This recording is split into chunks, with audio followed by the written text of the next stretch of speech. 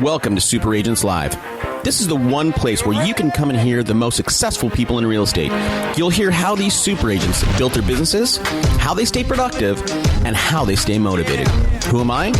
My name's Toby Salgado, and I made my first million in real estate. And I'm your host for the next 30 minutes while we talk to yet another amazing real estate entrepreneur. Stay tuned. Let's go! Yeah! Hey everybody, what's happening? I hope your day is going phenomenal wherever you are in the world. As you guys know, we on this show break down, deconstruct what top producers are doing. Okay. Now today's episode's a little bit different. You know, I really am, guys. I'm trying to find agents that personify you. Now, it's great for you guys to listen to, you know, how X agent did 500 deals last year, but most of you guys are not in that spot. Now, some of you guys are. You know, certainly we have, one of our radio clients, Chris Cook, that does 700 deals, right? That guy's murdering it out there in Baltimore. But most of you guys are not.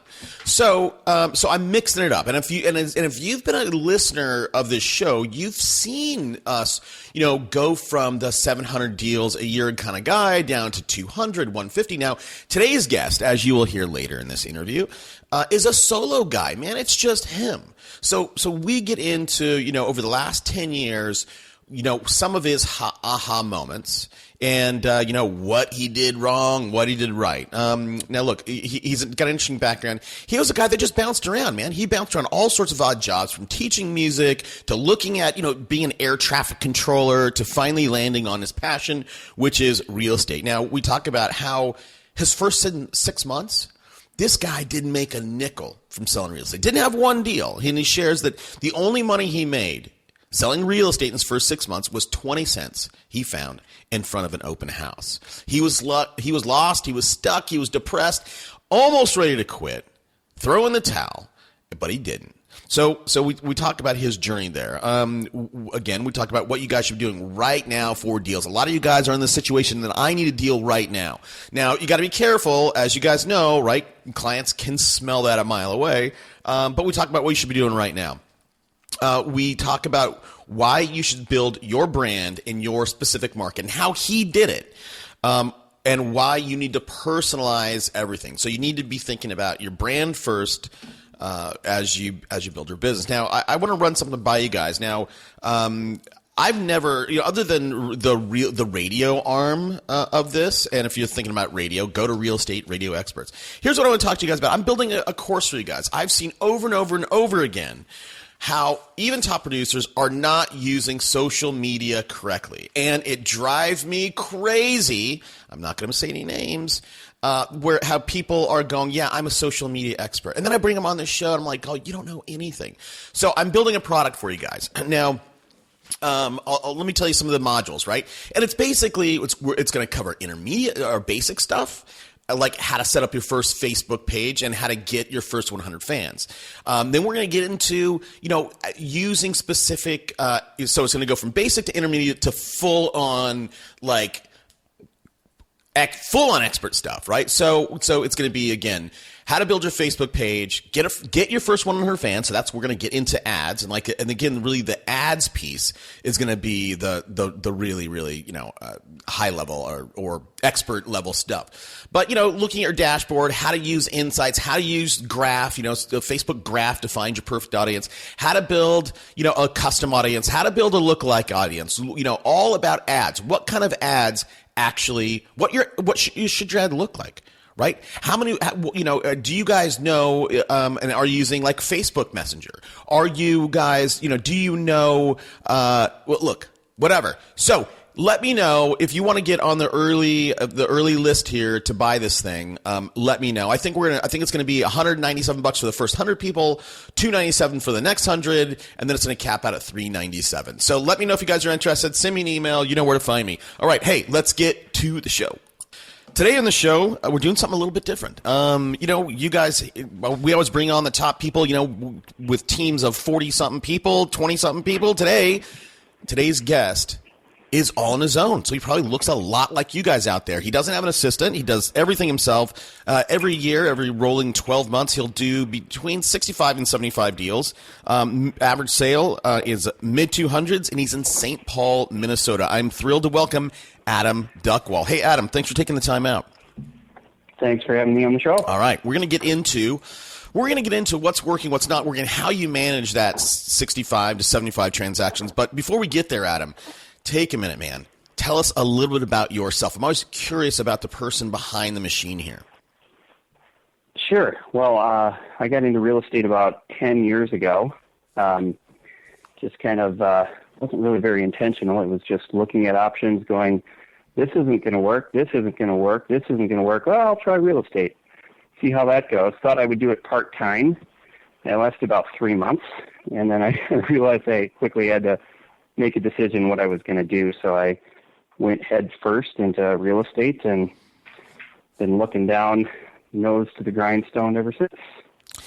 And so, what was your background? You said this wasn't going to work. This wasn't going to work. What is your background a little bit? Well, I came from a teaching background. Okay. And I was looking at various options of do I go into restaurants? Do I go work for looking for a government job? I think the last thing I looked at was air traffic control and realized I'm too old for that. So real estate, just checking stuff off the list, and dove into this, thinking actually that I wouldn't like it. Had no idea, and then got into it, realized that I had a love for sales, and it was a really good fit for me. No, so when you say the teaching, were you a teacher or were you an administrator? I was actually a music teacher. Got it. Okay. And so so you being a music teacher, and I'm assuming this is high school, yeah? No, actually, private studio. Oh. Okay. Yep, performance. Yep. Okay, interesting. I mean, teaching music to traffic control to real estate. That's very, very. That's an interesting background. So, you thought you could do it part time. You realized that you couldn't do it part time. Maybe take us back to that first year. You didn't really have a sales background. Sure. You didn't have a business background. How did you start off? Well, I went with one of the big companies in town. And, started off just doing probably what everybody else does. You go to your sales meetings, you talk to your manager, they tell you what you should do, what you shouldn't do, and you start doing various amounts of that and, grasping at straws, essentially. That's, one of the issues that I have with the industry is that a lot of the training that goes on is ineffective, and that's why I think what you guys are doing is great, because you're talking to people who are actually successful in different ways in the business and getting good information out to people that's current. So, as a new agent, I struggled. I remember sitting there in that resource room 6 months into the business, not a single sale to my name. I had business going, but not a closed transaction. The only money I'd made in the first 6 months was the 27 cents I found in front of an open house one day. That's funny. But then come month 7, and I had my first closing. Come month 8, I had 3 closings. And I started, you could see that things were happening, and that those seeds that you're planting in months 1 and 2 and 3, are starting to come to fruition. These people are grasping, but it's really a leap of faith. And I remember there was kind of a pivotal moment in the resource room again. An agent came in and asked me, how are things going, Adam? And I was, completely honest with them. I'm working my tail off. Nothing's happening. That's what it felt like anyway. Working tons of hours, and I don't know. I don't know what I'm going to do. And at that moment, I was, thinking, give me another 3 weeks of this, and I'm out. Yeah.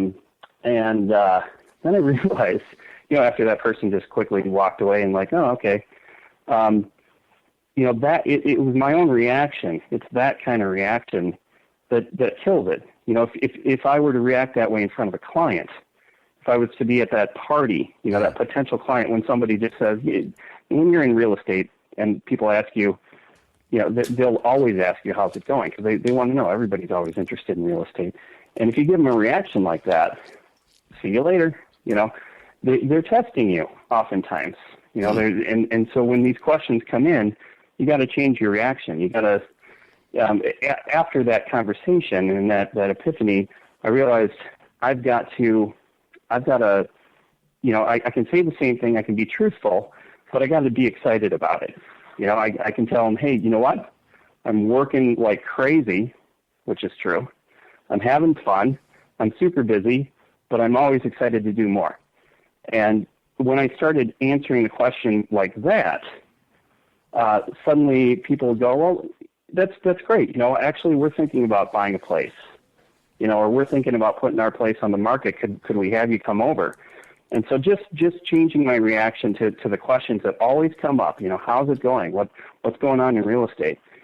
Completely changed the conversation, set the stage for doing some real business in the future. Interesting. So reframing that, right? So, and I think that is important. I think, reframing how you view what you're doing, will change your outlook, but also it helps shape, the reality around you, saying, hey, listen, I'm learning a ton. There's a lot to dig in, a lot to learn about real estate and laws and it's really moving fast, whatever. So if we go back, right, you were sitting and this epiphany happened in a meeting. Now, what you said earlier was you were sitting in these meetings and people were telling you what you should do and what you shouldn't do. Give us an example of some of the things that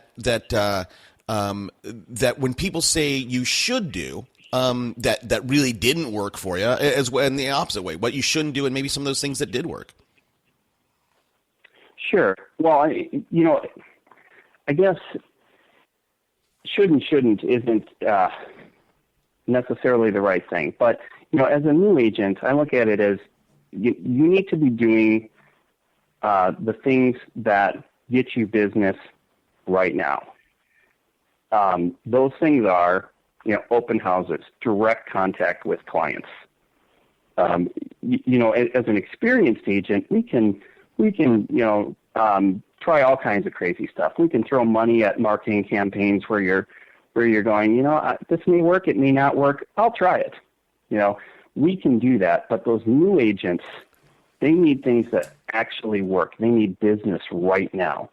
So certainly forging some relationships with experienced agents and saying, hey, look, I'm new at this. I'm looking for business. You have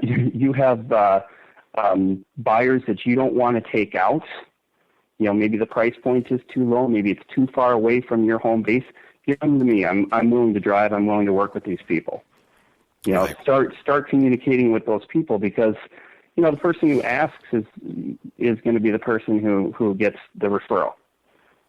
So forge relationships with experienced agents who are listing agents who are you're getting all kinds of leads coming in on their listings. They have buyers that they aren't following up with. You want to tell them that you're willing to go do those things. Those listing agents, their sellers are requesting open houses, depending on what market you're in, but around here we do that a lot. Their sellers are requesting open houses, and you can say, look, I'm willing to do these. So, you talk to those people, you get out there. Open houses, agents complain about them. They don't want to do them, and that always it's something I haven't really understood. And because an open house is an opportunity to meet unrepresented, and I mean that, unrepresented, regardless of what people are telling you, most of the time they actually aren't under contract. So you're in front of unrepresented buyers who are wanting to buy, oftentimes in the next couple months. So that's a great place for an agent to be. Now, in terms of what shouldn't you do? Well, let's say somebody's. Hold on. Let's just unpack that a little bit, because I agree with you. I mean, I think that open houses. I think there's a resurgence across the country with people doing open houses, and I just want to iterate to everybody listening. When you do an open house, Many times you may not find a buyer, but if you promote that open house properly, by door knocking and mailing the closest 200 or 300 houses, you will find listings. You will find people going, "Hey, Adam's got hustle." Absolutely. Excellent point. Excellent point. And in fact, the first listing I got was a FSBO, for sale by owner, who I had been directing marketing material to. Well, unbeknownst to me, there was another agent in my office who lived in that neighborhood who had been directing marketing at that same FSBO. Eventually, they called me and said they wanted to list with me, and I asked them why they chose me, and they said, well, you do a lot of work in the area. Okay, now keep in mind at this point, I hadn't sold a house. Right. Okay. But the truth is, I had been doing a lot of work in the area. The work that they had seen was my 9 signs for open houses around that area. Yep. So when they were driving home, they were seeing Adam Duckwall all over the place. So if you're going to do open houses, here's a tip. Don't borrow your lead, team lead signs. Don't, use your blank company-provided signs. You have to put your name on them. Yep. This is your billboard. This is your marketing. When if you can spend, $200 to $400 on some signs, don't get 4, get 10. Yep. Choose your open houses based upon market, or location where you can be seen. If you're doing an open house out in the middle of nowhere and there's going to be no traffic, you're maybe you pick up a buyer perhaps, but you're not getting that marketing splash. So make sure that you're thinking about your open houses as a marketing opportunity. That's what it is. Right. And many times with that same kind of notion, if you can, when people see you and there's a prevalence about that, right? And there's a consistency about that, even if you've not sold anything in that neighborhood, just as you were saying, many times people go, God, Adam, you are everywhere. Like you own this area. And you're like, That's right. I just have a couple of signs. And I think, on that same point, I think that, again, this is a for sale by owner. Sometimes I think, if people are going after those expireds and maybe those people are not realistic, there's value in having a sign in the ground. Mm-hmm. Okay. So. Yep. One other thing Yep. I wanted to mention on signage for open houses. I would do 4 open houses a weekend. Wow. And 4 open houses, it keep them short. There's no reason to do 3-hour opens. If you do a 3-hour open, you're going to get put on the back burner. Meaning that a client who wanted to come to your open will say, you know what, let's go to that one last because that one's open a long time. Let's get to these other shorter ones. So they set up their schedule and then they don't make it to yours because they ran late at the other one. So you actually keep your opens short. And you can do 2, you could even do 3 in a day. I've done that before. You could do 1-hour opens. It would be fine. But the point is that you're getting all these signs out. So you do 2 opens with 10 signs out there each, and you're moving them around. And the real estate community, meaning the buyers as well as the agents, they're going, oh, my God, what is this guy doing over here? He's everywhere. And so I would have agents sending me referrals going, you work this area. I don't work over here, but I drove through and I saw you all over the place. So pretty soon you're getting compounding marketing, from that, even on the agent level. Yeah. That's an interesting point. That's a very interesting point that you bring out to keep your open short. We had a guy on the show, Denny Griffin, and what he will do with an open house. And by the way, he got a TV show out of this, and I'll share it with you briefly, Adam. So what he will do, he gets a listing, he promotes it heavily in the community that, hey, this house is going to be open. It's going to be open for 60 minutes. And we are going to, and it's going to be, this is the only time it's going to be open. We're going to take offers. You can come walk the house, take offers, and we're going to sell it after this open house, right? And he'll, the next day. It's like an auction. I love it. It kind of is like an auction. Yeah. So he did this. He was so successful in his market that, Bravo went and gave him a TV show. So again, Excellent. I think it's a great point to keep it short. You do have to promote it. So let me ask you this real quick. So, you can go to that top agent in your office, and I think this is one value of potentially joining a bigger company in the community, because you can't, you're going to have, top producing agents in there, and you can say, hey, listen, do you have buyers that you don't want to mess with? Number one. Number two, can I hold some of your houses open? What is, you alluded to the fact that when you think about an open house or choosing an open house, traffic, right? Looking at traffic and how many people you can get in there is one factor. Adam, what are some of the other factors that you consider when you are choosing a house to hold open? Sure. Great point. I mean, first of all, it should be in an area that you want to work in. And this is where you have to toe the line when you're going to talk to an agent. And by the way, it doesn't necessarily have, I'm with a big company, but it doesn't necessarily mean that you can't do this if you're at a small company. Hopefully, if you're at a small company, you're working with some hitters, so you got one or two there anyway. Yeah. But why not go across the road to the other brokerage and talk to those agents anyway? Because I don't know what across states what you can do and what you can't, but in Minnesota, you can absolutely hold an open for another broker. Use it as an opportunity. You can always do that on a HUD property. That's by statute. You can absolutely do that. So you can always call a HUD listing agent. By the way, are foreclosures popular or not?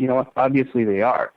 So you can always hold a HUD property open regardless of what company you're from. Yeah. People don't realize that.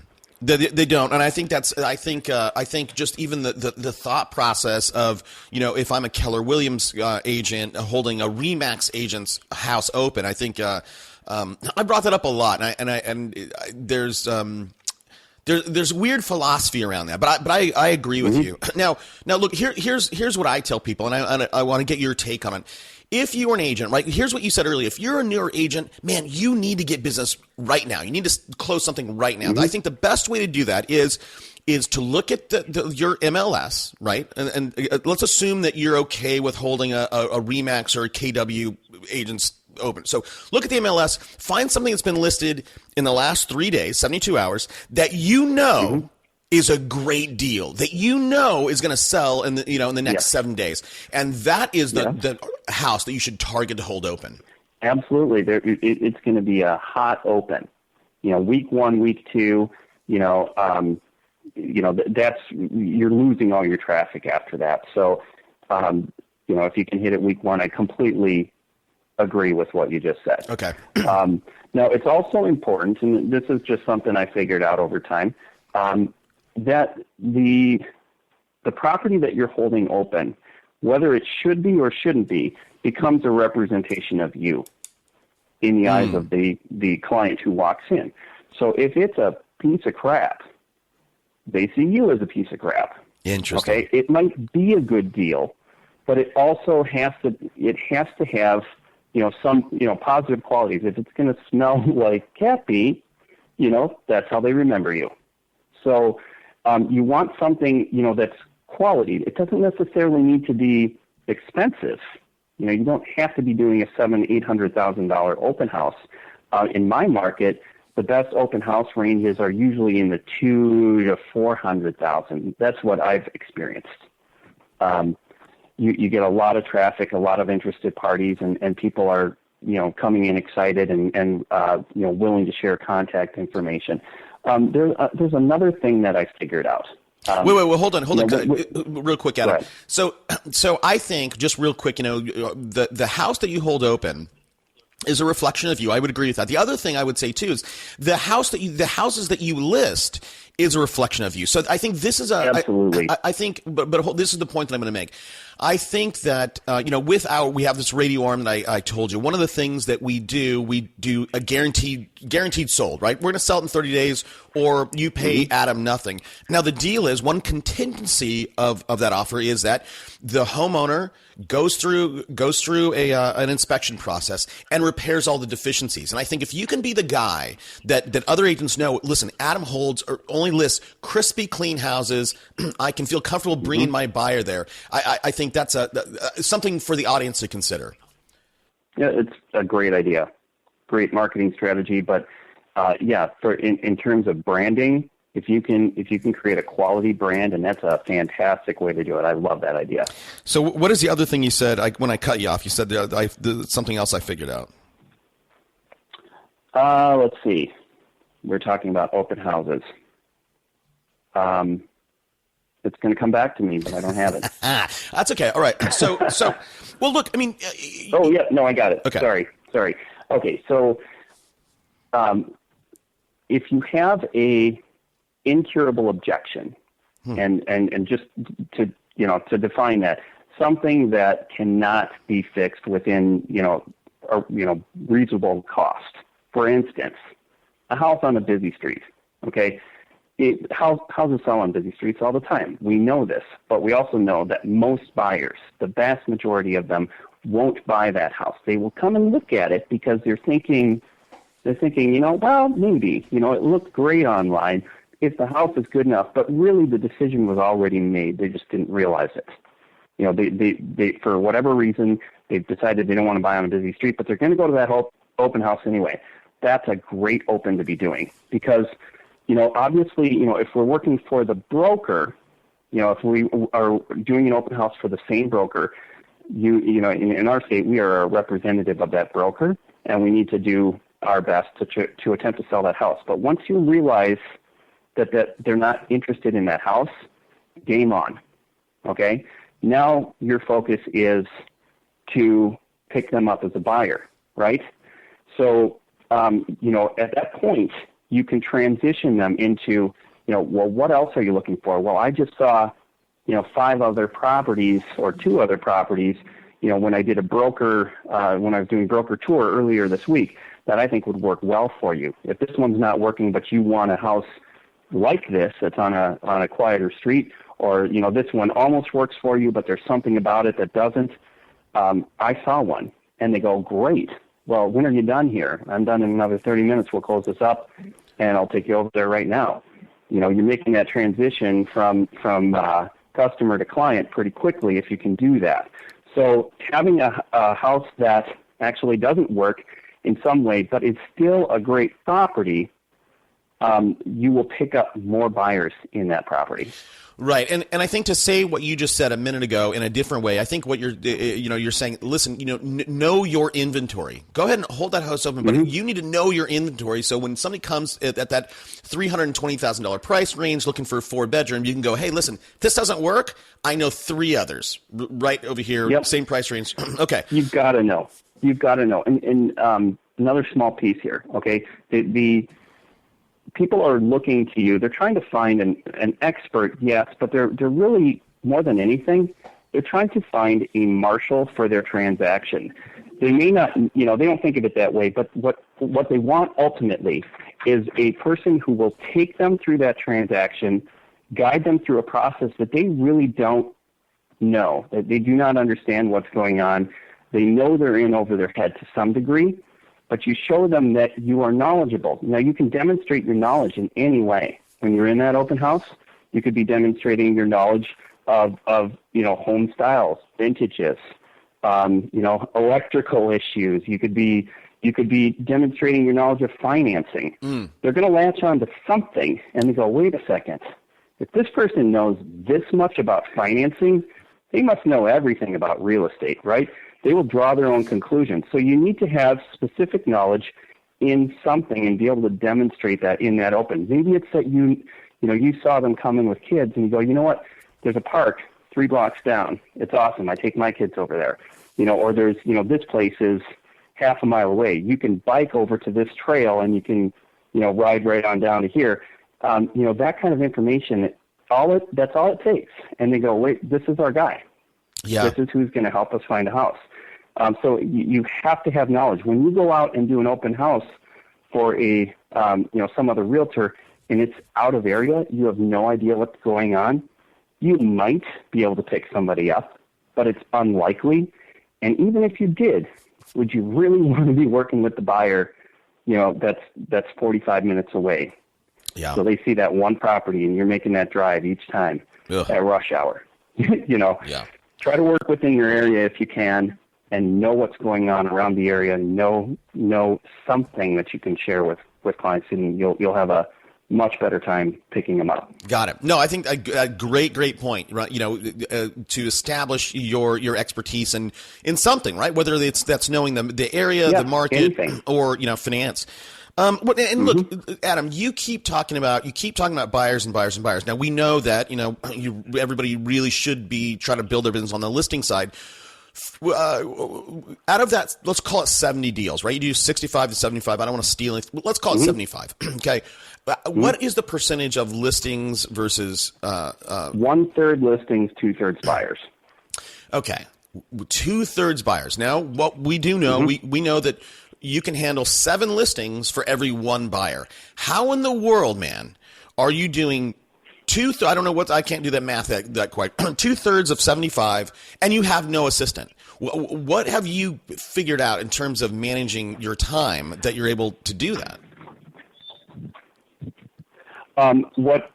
Okay. Well, for me, it's the other way around. I can handle far more buyers than I can handle sellers. Really? And that's maybe just personal stress, how I deal with that. Yeah. But I actually find the buy side much easier to control. And that's a function of putting a team together. And when I say team, I'm not talking about, my real estate team, because we decided that's not how I do business. But my team is my title people, my mortgage person. There is no greater partner for a realtor than their loan officer. And when I say their loan officer, I say that singular. You have one loan officer. Yeah. You never hand out 3 business cards. If somebody comes to you, they're again looking for the marshal of their transaction, and they say, Adam, who should I work with for a lender? And I say, here's 3 business cards. What did I just tell them? I don't know. Yep. So supposedly I know my trade, and I don't know who to work with. Now, if I say there's one person, I've worked with hundreds of loan officers, but there's one person and only one person who I would recommend, and this is why. Bam, bam, bam, bam, bam. And you spit out some reasons, they're going to go, oh, okay. And they're going to take that card, and they're going to call that person, and they're going to call them 5 seconds after they get in their car. Because you can hard sell somebody else. You can on the cross sell, you can go as hard as you want to, but you can't hard sell yourself without sounding like a total jerk. So don't do that. But when you demonstrate your knowledge on the cross sale, it also reciprocates, because you are, again, a marshal. You are a knowledgeable person in your area who is pointing them in the right direction, which then gives a soft sell back to yourself. Hold on. Okay, listen, I agree with that for a few different reasons that I'll point out in a second. But help me understand. I lost you for a second with. I didn't answer your question. I totally get that. I was going there, but to answer the question of how can you handle that many buyers versus sellers, if your systems are clicking, if you have people going into one system. If you're just out there working with, 15 different loan officers, and each one of their processes is completely different, it's going to be a disaster. Got it. But if you have a hopper, if you are moving people into one, well-controlled system and a great system, I mean, you can't confidently sell one person unless you truly believe they are the best. So you have to be working with who you think is the best. That's key. But you have to get, number one, you got to get your showing number down, right? Yeah. If you're doing 20 to 30 showings per buyer, it's not possible. But if you were doing 5 or less, maybe it is. Now, do you put those kind of constraints on? Are you very upfront with, let's say I come to you and go, hey, Adam, look, I know I see your signs everywhere in the neighborhood that I'm interested in. Do you just go, hey, look, this is why I'm so good, man. I'm so good at getting the fun. I'm only going to show you 5 houses. I mean, do you? No, absolutely not. I would sound like the biggest jerk ever. Okay. No, absolutely not. No, the key is doing it organically. The key is get them into the best 5 houses that exist for them the first time. And doing that is an educational process. Okay, there are certain things that need to happen. I mean, first of all, they can't be working with substandard tools. They need to have the right listings in front of them. But what are the right listings? Is that what they told you when they walked in the door? Maybe, maybe not. But a client who comes in, like if you told me what I wanted for my investment portfolio, I could spit out a few really dumb-sounding things, but I don't really know. I would have to have a financial advisor explain to me what I should be doing and what actually makes sense, right? Well, we're advisors to these people. Again, the marshals of the transaction, but the first thing that we need to figure out is what is it that they're looking for, and you've got to figure that out. This is where it's important to be a salesperson, and that's a term I embrace completely, and I see it often rejected in this business. But a salesperson is somebody who listens to the client, but what they're saying, and sometimes more importantly, what they're not saying. They come in, they say, I'm looking for a 2-bedroom condo, and in this area, and then you start talking to them about, who they are, who they might be with, what their life plans are, what they're thinking. You go, wait a second, what I'm hearing is that really in 10 years you want to be here. Well, if you buy what you're telling me you want to buy, you're going to be in a terrible position. You should be waiting another year and a half. You should be saving up this much money. You should be getting this kind of property. Let's do this right the first time. And they go, whoa, thank you. And so maybe you're not working with them for another year and a half, but in the meantime, they sent you 4 referrals because you actually gave them some useful information. Right. Well, that's useful advice. I mean, that's you're giving them, you're guiding them, and I think the other, let's say not everybody you can do this, and not everybody you want to push them out another year. But I think the other thing too is when they tell you, hey, Adam, I'm looking for a 2-bedroom condo in this neighborhood. I think it's important to say, well, tell me why that's the case, and then go ask, make them explain to you why, right? Validate what they're telling you. Go 3 levels deep to make sure that absolutely. So, all right, absolutely, that's our job for sure. Go ahead. No, go ahead. I'll let you finish that thought. I'll make a point. Okay, so you got to figure out what it is they're looking for. Okay, now enter the lender. This is why I want somebody I trust on the lending side of things. I happen to know a fair amount about lending just because I'm very interested in it. But once they get over and they meet with my lender is going to have a conversation with them about, they're going to always have a loan application. Always have a loan application before they sit down with the lender. There's no point. A loan application is putting the patient on the table. The lender can't do their job if they don't have a loan app. So I always prep them for that. Before you call my guy, I want you to submit the loan application. And by the way, the link is in your inbox already to do it. So they submit an online loan application, which takes 10 to 15 minutes, and they're done with that. They go meet with the lender, and the lender is going to then look at what they're doing from the financial side and go, okay, this is going to translate into a qualification at this price point. Is this a comfortable payment for you? And they go yes or no. And if it's no, well, okay, where is that level? And we're going to translate that into a price point to be searching for, right? So, figuring out what is actually comfortable for them, and then we can translate that back into the home search, and they go, yeah, but at this price point, I'm not getting what I'm happy with. If there's a buffer between their comfort zone and their qualification, you can start, having that gap taken down and see what where they're falling into the right price range for the housing they want. And if they can't get that, then they shouldn't be buying right now. Yeah. So that just saved me months of showing properties to somebody who ultimately wouldn't have bought something. And I agree. So the other thing is for people out there, especially if you're a newer agent, another reason to use only one loan guy or title company or whatever is that, these people, earlier you said they become your partners. I mean, these are people that will throw money towards your marketing for you because you're fundamentally marketing for them. Mm-hmm. You got to be careful with RESPA on that one, but yes. Well, you're right. I agree. But I mean, I have many people that for radio, their loan guy is throwing in half or more for their radio budget. Okay. Look, let's start wrapping up here. I'm going to ask you kind of a crazy question. Is there something that I didn't ask you, Adam, that you feel like you should just get off your chest?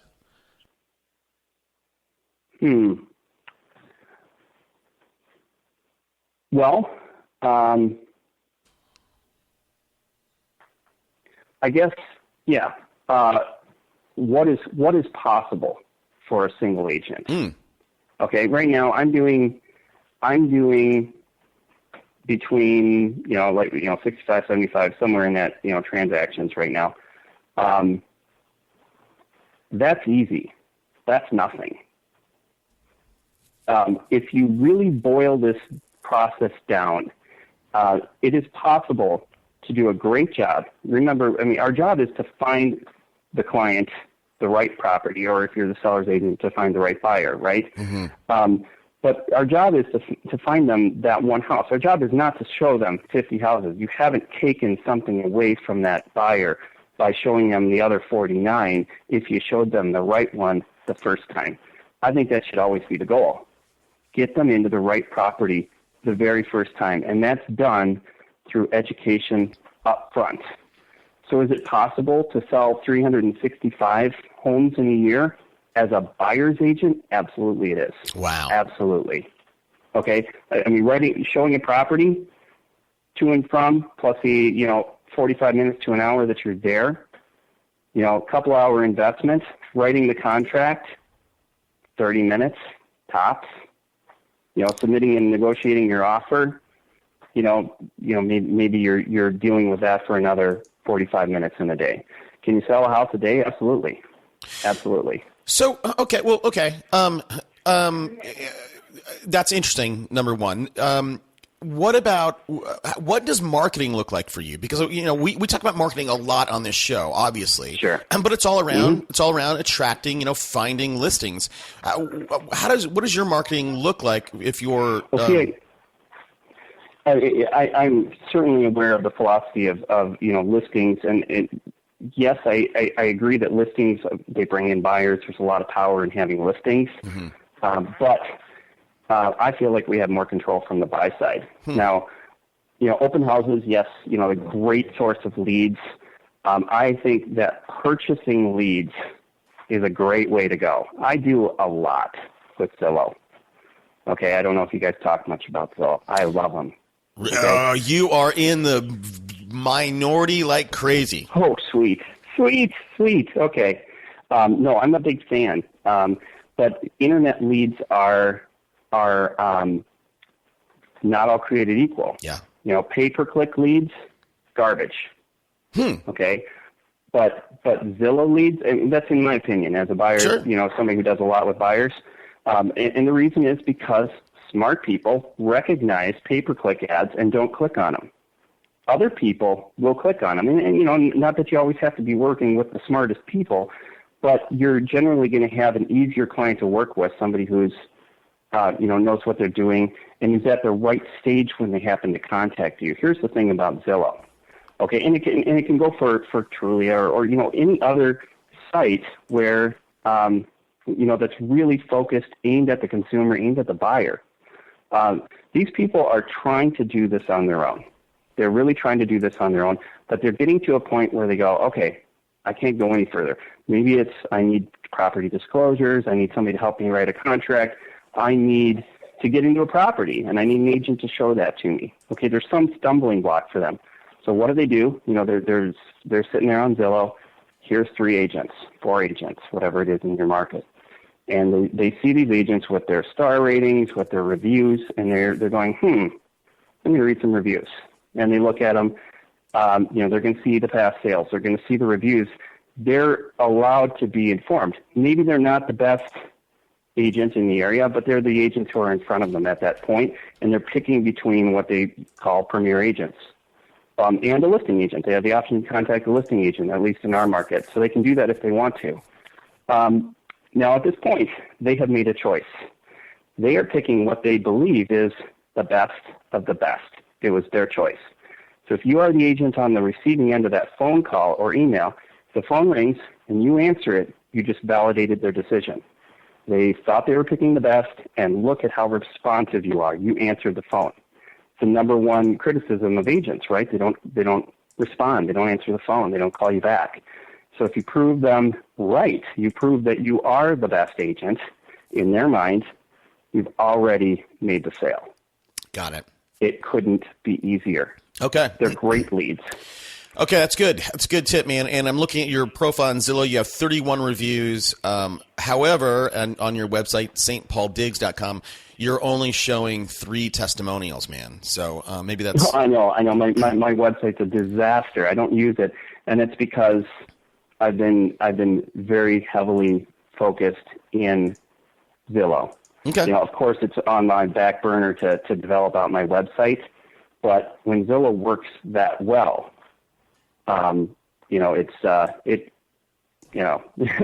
it feeds you quite well. So I am, they say don't put all your eggs in one basket. I'm more of a put all your eggs in one basket kind of guy, and watch that basket very carefully, and that's not my line. Well, here's what I'll tell you that that you're doing a good job with. I mean, so I just Googled St. Paul, Minnesota, just in real estate. Realtor.com, so I have an ad. Realtor.com is first, Zillow second, Truly is third, Minnesota Real Estate Team fourth, and guess what? Your fifth and your sixth, this might be you too. No, so you're fifth and sixth. That's great. So you're doing a great job with Google Juice. Okay, man. Hey, look, we've got to start wrapping up.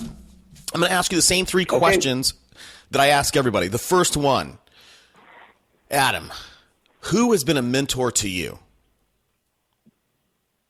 My loan officer, absolutely. Name is Charles Daly. He has his own company, but that's something I didn't maybe talk quite enough about. Is your greatest partner in the business is your loan officer, because they are the person who is directly tied to your success. More than your manager, more than some team member. That person makes money when you make money. So my loan officer has spent probably, I would say thousands of hours training me, and was instrumental in my growth as a realtor. Now, okay, that's a good point. What now? When you were a new guy, like how should somebody choose a loan officer? So you're a new guy, you have big ideas, but you're not putting numbers on the board. Should you go find another smaller, hungry loan officer, or should you try to go find the person that's doing the biggest name? Well, you got to find somebody who's using systems that you want to participate in, and it's somebody who is very good, because again, you need to wholeheartedly recommend them, and you can't do that if they're a newbie loan officer, if they don't know what they're doing. So I would be going and working with the best. Now, my loan officer has transactional relationships with many agents, but only really works with about 4 or 5 of us realtors. But if you have a handful of realtors that are sending 30, 40, 50 deals or more per year to that loan officer, they don't need to go out and work with 100 realtors, doing a couple deals a year. So the kind of loan officer that I would want to work with is somebody who is going to be personally invested in my business, not financially, obviously, but somebody that really wants to see you succeed. It also needs to be somebody you can be friends with, because you're going to spend an awful lot of time with that person. So try to think about, personally, who can you deal with? Does it have to be a man? Does it have to be a woman? I mean, think about what your needs are personally there, because this person is going to be your friend or it's not going to work. Right. And so just real quick. So on that, how mutually beneficial is your relationship in terms of deal flow? You're giving him 40, 50 deals a year, but what about when he sources a buyer and approves them? Does he give you that deal as well? Well, I mean, certainly he can refer, if there's a buyer coming in that doesn't have a previous relationship, he's not going to flip somebody, over and burn a bridge with another realtor, obviously. Right. But if there's somebody coming in, a past client of his that, was unhappy with the previous realtor or something like that, I mean, who knows what the situation would be. The old realtor's out of the business. And if it's in my area, if he thinks I'm the right guy for it, he'll send it to me. But if it's in a different area of town and Danny's the right guy or Mary Jo's the right person, he'll send it that way. And it's really just, to best serve the client. And that's where, again, I think it's so critical that you're working with great people, and great realtors or great loan officers, so that you can genuinely, send that referral. You don't send them over going, oh, God, what are they going to run into over there? Yeah. You send it over knowing what their experience is going to be and that it's going to be a positive one. And the only reason I bring that up is because I think that most agents out there, they could be working with a loan guy for years and never ask them, hey, what happens when you approve somebody that is not represented? So I think everybody out there, go talk to your loan officer if you've not asked them that question. All right, so I always ask for a book recommendation, Adam. So here's the setup. I'm an aspiring agent. I have $25. What book should I go buy today? Oh man.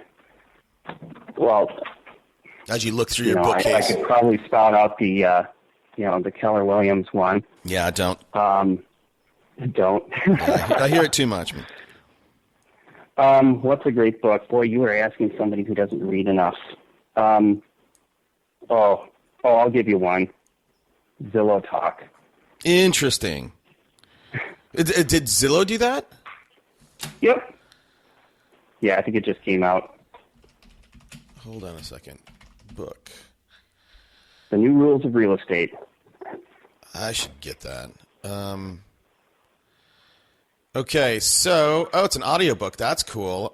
Spencer Raskoff read it and wrote it. Well, look, everybody, if you haven't read this, which I imagine most of you have not, the book is called Zillow Talk, The New Rules of Real Estate. It's an audiobook by Spencer Raskoff. So because it's audio, look, go get a copy on us. Get a free copy using our link, audibletrial.com /super. Oh, I'm sorry. audibletrial.com/superagentslive. All right, buddy. Hey, man. Here's the deal, Adam. I always ask my audience if they've gotten anything out of this episode to reach out to you and say thank you. So where can people find you? They can find me at stpauldiggs.com. You can email me at adam@adamduckwall.com. Awesome. And everybody, listen, all the stuff will be on the show notes at Super Agents Live. Adam, I'll be the first to kick off the thank you train. Hey, man, thanks for coming on. My pleasure. Thanks for having me. Let's keep in touch. Take care. See ya. Bye-bye. Let's go. Yeah. For those of you that want to know what we're all about, it's like this, yo. This is 10% luck, 20% skill, 15%